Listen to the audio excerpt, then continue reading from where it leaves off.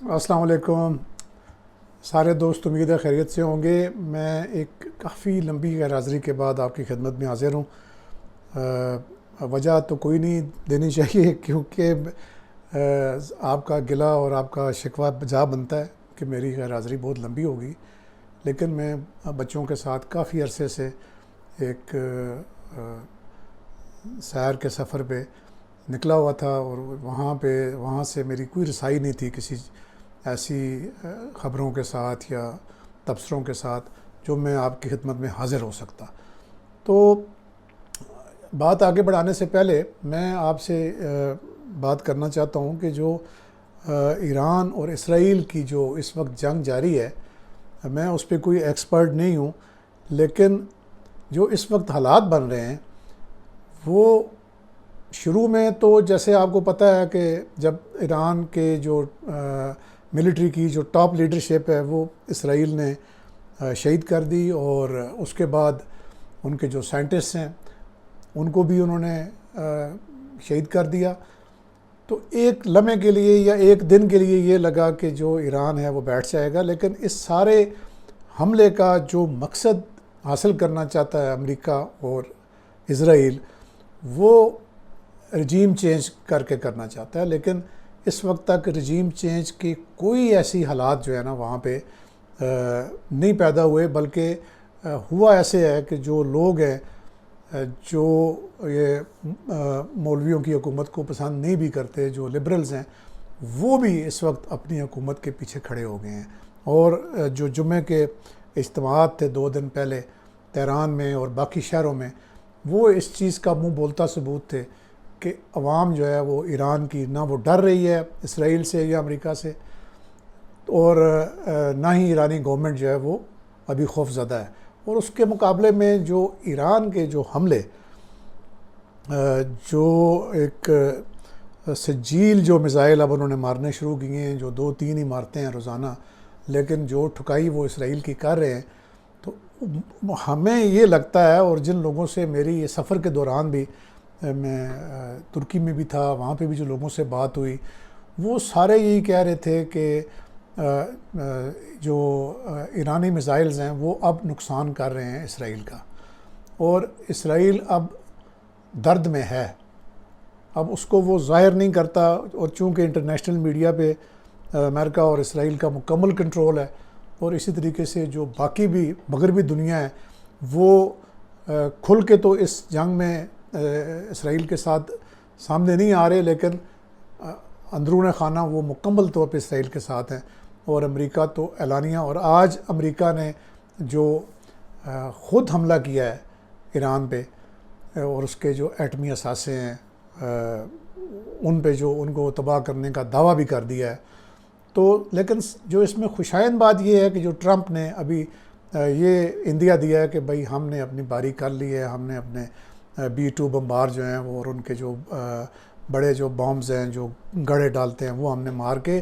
تو تباہ کر دی ہیں تنصیبات۔ تو ایک ہوپ اور ایک امید یہ کی جا رہی ہے کہ ایک خاموش قسم کا جو سیز فائر ہے، اگر ایران ریٹیلیٹ نہیں کرتا امریکہ کی جگہیں جو کہ بالکل ایران کے ہمسائے میں ایک یعنی جسے کہتے ہیں نا کہ سٹون تھروئنگ ڈسٹینس پہ، تو نہیں کہنا چاہیے بالکل، یعنی قطر جو ہے وہ بالکل ایران کے ساتھ ہے۔ سعودی عرب میں ان کی بیسز ہیں، قطر میں ان کی بیسز ہیں، بحرین میں ان کی بیسز ہیں، اور علاج القیاس پر ان کے جو بحری اڈے ہیں جو انہوں نے سمندر میں اپنے جہاز جو ہیں وہ پلیس کیے ہوئے ہیں اس سارے معاملے کے لیے۔ تو ابھی تک تو جو خبریں ہیں اس میں ایران نے جوابی طور پہ جو حملہ کیا ہے وہ اسرائیل پہ کیا ہے۔ اچھا، اب اس ساری صورتحال میں جو ہم پاکستان کا جو پوزیشن کو دیکھتے ہیں تو اس میں یہ لگتا ہے کہ ایران اور پاکستان کے جو معاملات ہیں جو پہلے ایک سرد موری کا شکار تھے، وہ انڈیا اور جو پاکستان کا جو کانفلکٹ ہے اس کے بعد وہ کافی بہتر ہوئے ہیں، اور اس میں بہتری کے جو آثار ہیں وہ اس وجہ سے اور بھی زیادہ ہوئے ہیں کہ جب ایران کو یہ کنفرم ہو گیا ہے، اب یہ متعدد سورسز نے یہ بات کنفرم کی ہے، اور میری جو انٹیلیجنس کے ذرائع ہیں یہاں کے پاکستان میں ان سے بھی بات ہوئی ہے، کہ ایران اب کو پتہ چل گیا ہے کہ را انڈین را اور جو اسرائیل کی جو موساد ہے ان میں بالکل they are glue in hand, یا جو بھی آپ کہہ لیں، ان کا ایک دوسرے کے ہاتھ میں ہاتھ ہے. اور یہ ایران میں جتنی ٹارگیٹڈ کروائیاں ہوئی ہیں اس میں را کے ایجنٹس انوالو ہیں. اور اب خوشی کی بات یہ ہے کہ جو ایرانی اتھارٹیز نے، پاسداران انقلاب نے جو ایک ریڈ کیا ہے ریسنٹلی اسی کا جو ایران اسرائیل کانفلکٹ بلکہ وار کے دوران میں، وہ انہوں نے ایک کمپاؤنڈ پہ ریڈ کیا ہے. اس میں جہاں پہ ان کی یہ بندرگاہ ہے بڑی مشہور چاہ بہار، وہاں اس چاہ بہار کے قریب ایک جگہ پہ کمپاؤنڈ پہ، اور وہاں سے 142 جو ہیں وہ انہوں نے آپریٹیوز یعنی بندے پکڑے ہیں، جن میں سے 120 جو ہیں وہ انڈین ہیں، را کے ایجنٹس ہیں، اور جو باقی 22 ہیں وہ اسرائیل موساد کے ایجنٹس نکلے ہیں. اور ان سے انتہائی اہم دستاویزات جو حاصل ہوئی ہیں ان کے جو ٹرانسکرپٹ ہیں وہ حوالے کیے گئے ہیں ہماری انٹیلیجنس ایجنسیز کے. اور اس میں جو یہ کیا نام ہے BLA ہے اور جو BYC ہے وہ بلوچ والی، اس کے بارے میں اس کو جو فنڈنگ ہو رہی تھی بٹ کوائنس کرنسی کے تھرو، اس کے بھی پروف ملے ہیں. اور اسی طریقے سے جو ان کی امپورٹنٹ جگہوں پہ جو اسلحہ چھپایا ہوا تھا یہ پنجگور کے علاقے میں، اور وہاں پہ بھی ہماری اتھارٹیز نے ریڈ کر کے ان کا جو باہری مقدار میں جو اسلحہ ہے اس کو بھی سیز کیا ہے. تو اب یہ وہ فوائد ہیں. میں یہ تو نہیں کہنا چاہتا کہ جنگ کے کوئی فائدے ہوتے ہیں، لیکن ہمیں ایک یعنی اس میں امید کی ایک کرن نظر آ رہی ہے کہ اگر یہ رجیم سسٹین کر جاتا ہے ایران کا، جو کہ انشاءاللہ کرے گا، اور اس میں میں نے جس جگہ بھی میں گیا ہوں اس سفر کے دوران، جہاں جہاں مجھے مسلمان ملے ہیں، انہوں نے جو ایرانی جو قوم کا جو ریزالو ہے اس کو انہوں نے اس جذبے کو سراہا ہے. اور اسی طریقے سے ہمارے بھی وہی جذبات ہیں جو ایرانی قوم کے بارے میں ہیں کہ وہ ایک متحد قوم ہے، وہ ایک نیشن ہے، اور اب وہ اکٹھے ہو گئے ہیں ایک ہی جھنڈے کے نیچے. اور اسرائیل اور امریکہ جو ہیں، یہ آپ دیکھ لیں، میں کوئی جذباتی بات نہیں کہہ رہا، جو کہتے ہیں نا کہ don't see the war C the and, یعنی آپ جنگ کو نہ دیکھیں، آپ جنگ کی جو اینڈ ہے اس کو دیکھیں گے تو انشاءاللہ اس میں آپ کو نظر آئے گا کہ ایران فاتح نکلا ہے، کیونکہ جو ان کے مقاصد ہیں وہ پورے نہیں ہو رہے. بہرحال coming back to the point کہ جو ہمیں اب ایران کی جو انٹیلیجنس ایجنسیز ہیں وہ بھرپور مدد کر رہی ہیں اب پاکستانی ایجنسیز کی ان دہشت گردوں کے بارے میں، جنہوں نے ہمارے بلوچستان کو ایک یعنی جسے کہتے ہیں کہ انتہائی انسرجنسی والا علاقہ بنایا ہوا تھا. اب آپ دیکھیں گے کہ انشاءاللہ یہ دسمبر کے مہینے تک، میری جتنے سورسز سے بات ہوئی ہے کہ دسمبر تک یہاں پہ امن و امان بالکل مکمل طور پہ یہ قائم ہو جائے گا. یہ لوگ جو یہ جن کی پراکسی ہے BYC اور یہ BLA والوں کی، یہ اپنے کیفر کردار کو پہنچ جائیں گے، چن کر ان کو مارا جائے گا. اور اب ان کی جو ہنٹ ہے وہ جو پاکستان کی آرمڈ فورسز ہیں وہ کر رہی ہیں. اور اب چونکہ انٹیلیجنس بالکل حرف بحرف صحیح ثابت ہو رہی ہے، تو اب جو ان کے ٹھکانے ہیں اب وہ انشاءاللہ نہیں بچیں گے. اچھا، اب اس کا ابھی ہم اس پہ نظر رکھیں گے. جنگ کے اوپر ہم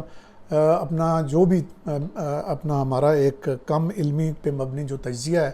اور جو خاص کر جو اس کے جو پاکستان پہ جو اثرات لا اینڈ آرڈر پہ آ رہے ہیں، اس کے حوالے سے ہم بات کرتے رہیں گے. اب آگے چلتے ہیں. مجھے کل میرے کوئی پولیس کے دوستوں نے ایک ویڈیو بھیجی جو میں آپ کو دکھا بھی دیتا ہوں کہ، اور اس میں ساتھ انہوں نے کہا جی کہ یہ دیکھیں، یہ جو ہے یہ ایک DIG ہیں ہمارے اسلام آباد پولیس کے، اور ایک SSP ہیں، SSP انویسٹیگیشن ہیں جواد طارق، یہ جو ہے جی، اور ایک کوئی SP صاحب ہیں، یہ منسٹر ہیں جی، اور وہ ان کے متعلقہ منسٹر بھی نہیں ہیں، عطا تارڑ، اور ان کو یہ سلیوٹ کر رہے ہیں. اور یہ بڑی یعنی سمجھا جا رہا ہے کہ جی بڑی توہین والی بات ہے.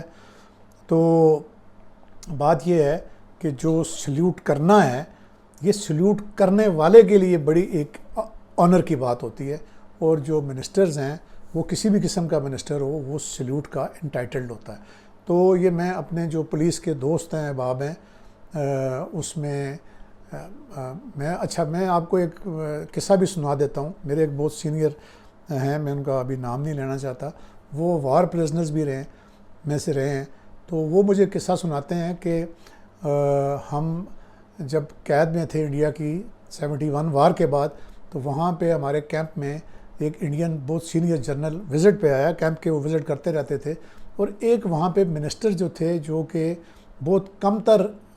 ہندو ذات سے ان کا تعلق تھا، غالباً جگجیت ان کا نام تھا، تو وہ جب آئے تو جنرل نے ان کو سلوٹ کیا، اور تو بعد میں جو جنرل سے پوچھا گیا، ظاہر ہے وہ قیدیوں نے بھی پوچھا، وہ سارے سینئر لوگ تھے کہ جی آپ نے یہ تو کالا سا ہے اور یہ شودر سا ہے، اس کو آپ نے کیوں سلوٹ کیا؟ تو اس نے کہا کہ ہم نے یہاں کی فوج جو ہے انڈیا کی، انہوں نے ڈیموکریسی کو ایکسیپٹ کر لیا ہے، اور یہ ہے کہ جو منسٹر ہے وہ اس کو سلوٹ انٹائٹلڈ ہے، اور یہ کہ میں اس کی ذات یا اس کی کسی پرسنالٹی کو سلوٹ نہیں کر رہا، میں جو اس کو رینک ملا ہوا ہے، جو اس کو عہدہ ملا ہوا ہے، اس کو میں سلوٹ کر رہا ہوں۔ تو اینی وے یہ ایک میں نے کہا کہ ادارتی نوٹ کے اوپر میں اپنے جو میرے سننے والے ہیں، ظاہر ہے اس میں زیادہ تر پولیس آفیسرز بھی ہیں، تو ان کی خدمت میں یہ گوش گزار کر دوں۔ اور باقی جو ہے وہ ایک اور ویڈیو میں نے دیکھا ہے، جب اندر جاتے ہیں منسٹر صاحب تو وہ بریفنگ لے رہے ہیں ساری اس کیس کی تفتیش کے بارے میں، تو بہرحال ان کی خدمت میں اگر وہ مجھے کسی وقت یہ سن لیں کہ اسلام آباد پولیس نے اپنا کیس اس دن ہی خراب کر لیا تھا جس دن آئی جی صاحب نے ایک بھرپور دھواں پریس کانفرنس کی اس لڑکے کے گرفتاری پہ، کیونکہ ابھی کیس کو درج ہوئے کچھ گھنٹے ہی گزرے تھے، یعنی 19 گھنٹوں کے اندر انہوں نے بندہ گرفتار کر کے اور اس کی پریس کانفرنس کر دی، اور اب جب جو تفتیشی افسر ہے وہ اس جتنی چیزیں بول دیں آئی جی صاحب نے کہ مثال کے طور پہ جی ہم نے اس کو فیصل آباد سے پکڑا ہے، وہ اتنے گھنٹوں میں تو تفتیشی افسر یہاں سے فیصل آباد پہنچ بھی نہیں سکتا، کیوں کہ اس نے موقع کی چیزیں اکٹھی کرنی ہیں، موقع کی شاتیں وہ اکٹھی کرتا ہے پہلے دن، وہ جو خون کے سیمپلز ہیں وہ بیچتا ہے، اگر کوئی خول ملے ہوں ان کے سیمپلز بیچتا ہے، اور وہ ایک بہت بڑا کام ہوتا ہے، اس کے لیے کم از کم اس کو 24 گھنٹے چاہیے ہوتے ہیں، تو وہ 24 گھنٹوں میں اس نے وہ کام بھی کیا، 24 گھنٹوں میں وہ فیصل آباد بھی چلا گیا، 24 گھنٹوں میں اس نے 20 جگہوں پہ ریڈ بھی کر دی ہے جو آئی صاحب نے بتایا۔ وہ مجھے بہت افسوس ہوا اس یعنی نان پروفیشنلزم پہ کہ جو انویسٹیگیشن کے متعلقہ جو لوگ ہیں جن میں ایس ایس پی انویسٹیگیشن ہے، ان کو آئی جی صاحب کو ریکویسٹ کرنی چاہیے تھی کہ جی یہ چیز امپورٹنٹ نہیں ہے کہ ہم کلیم کر لیں کہ وکٹری ہوگی یا ہم نے اس کو پکڑ لیا ہے، اصل بات یہ ہے کہ اس کو جو ہمارا یہ گلا سڑا نظام ہے اس کے تحت اس کو سزا کیسے دلوائیں گے، اور ظاہر ہے کہ اس میں پھر جو ایویڈنس ہے اور جو چیزیں ہیں، جو تفتیشی افسر کی جو موومنٹ کی ٹائم لائن ہے وہ ساری تشت ازبام ہو گئی ہے، یعنی وہ اوپر نیچے کر دی اور یعنی کوئکلی۔ لیکن اب مجھے یہ سمجھ آتی ہے کہ اس کے پیچھے جو ایک سائیکی ہے وہ یہ ہے بھئی ہم نے تو چلے جانا ہے، ہمارا تو ٹینیور ہے، اب اتنا عرصہ ہو گیا ہے، ہم چلے جائیں گے، بعد میں دیکھی جائے گی سزا ہو نہ ہو، ہم کلیم کر لیں ہم نے وکٹری حاصل کر لی، بندہ پکڑ لیا۔ تو یہ ایک تھوڑا تو نہیں، بہت زیادہ میں سمجھتا ہوں کہ نہیں تھا، یہ پروفیشنل اپروچ نہیں تھی ایسی گرفتاری کے متعلق۔ تو بہرحال ابھی اتنا ہی، جنگ کے اوپر ہم نظر رکھے ہوئے ہیں، اور پاکستان کے حالات پہ بھی جو لا اینڈ آرڈر کے ہیں ہم آپ کو انشاءاللہ اپڈیٹ کرتے رہیں گے۔ اللہ حافظ۔